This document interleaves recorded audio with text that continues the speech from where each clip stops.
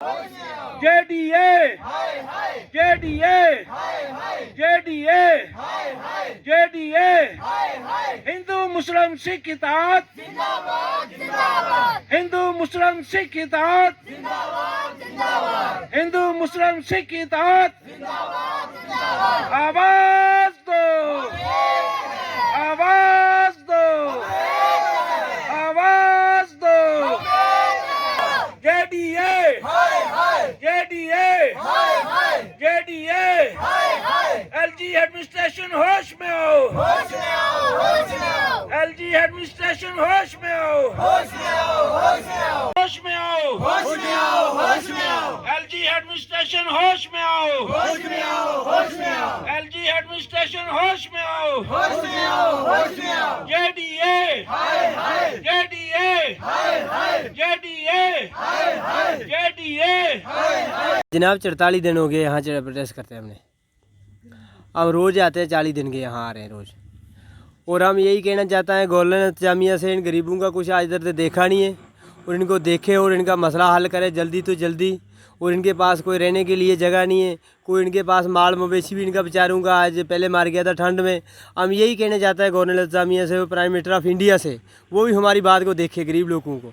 और हम ये गुज्जर लोग वो है जो हमारा कोई सहारा नहीं है, हमारा कोई मतलब कोई सारा किसी से का सहारा नहीं है। कोई गवर्नमेंट नहीं हमारी तरफ देख रही है, कोई गवर्नर इंतजामिया की तरफ। हम प्राइम मिनिस्टर ऑफ इंडिया तक हमने ये कहना चाहते हैं भाई वो भी हमारी बात को देखे। वो भी बोलता था सबका साथ और सबका विश्वास, और हम उसकी बात को सुन के सो गए थे। 2 साल से हम सोए हुए थे भाई। प्राइम मिनिस्टर ऑफ इंडिया ने लाल चौक से वो वहाँ से किया था दिल्ली से, अभी हमने गुजरों को और बकरवालों को ज़मीन दे दी गई है, तो हम उसी वजह से सो गए थे।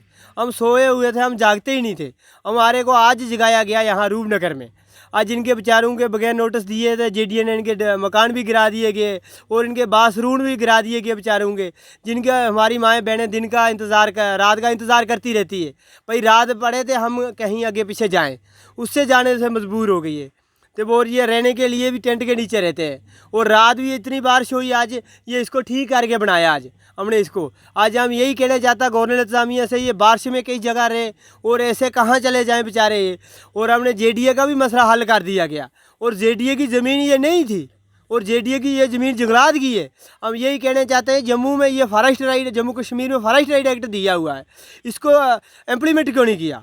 अगर इसको दे दिया गया है, इसकी कमेटी क्यों नहीं बनी इसमें म्यूनसिपाल्टी एरिया में? अगर ग्राउंड में बनी गई है, जैसे ये आगे ग्राउंड में बनी गई, ये म्यूनसिपाल्टी एरिया में क्यों नहीं बनी? हम यही पूछना चाहते हैं अगर ये आया हुआ है फॉरेस्ट राइट एक्ट, इसके तहत इनको ये ज़मीन लाट की जाए। और जब फॉरेस्ट राइट एक्ट आया है तब का गुज्जर ज़्यादा परेशान हो गया। क्या हो गया भी कोई इधर से वो लेगा वहाँ बात सुनाता भी ये जंगलात की ज़मीन नहीं है, ये जेडीए की ज़मीन है। हम एक ही बात कहना चाहते हैं, अगर ये ज़मीन जेडीए की है तो हम हो तो गए जेडीए को दुआएं।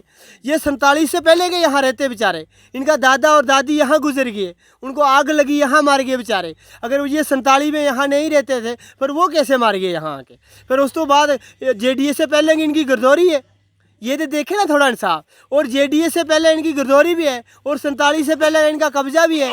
और ये मौके का जब जेडीए को इन्होंने ज़मीन दे दी गई, जिन्होंने यहाँ क्लेम किया जेडीए के साथ आगे पैसे पर आए गए, हम उनको भी यही बात पूछना चाहते हैं भाई आपने क्लेम जिस टाइम किया ज़मीन को देखा क्यों नहीं?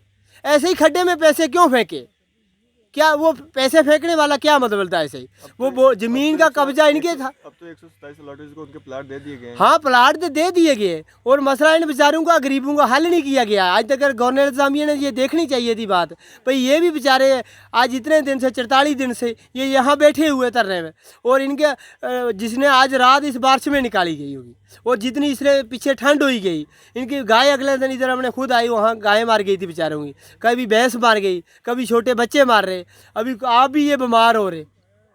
तो हमारा यही कहना है गवर्नर इंतजामिया से, इनको जल्द से जल्द ये ज़मीन यहाँ ही रेगुलेशन की जाए बस्ती, जैसे दूसरी जगह ज़मीन को रेगुलेशन किया जाए। जैसे हाई कोर्ट के साथ है वो उनको बोलते वो ज़मीन रेगुलेशन करेगी जेडीए, इनको क्यों नहीं करते? इनका क्या बचा है?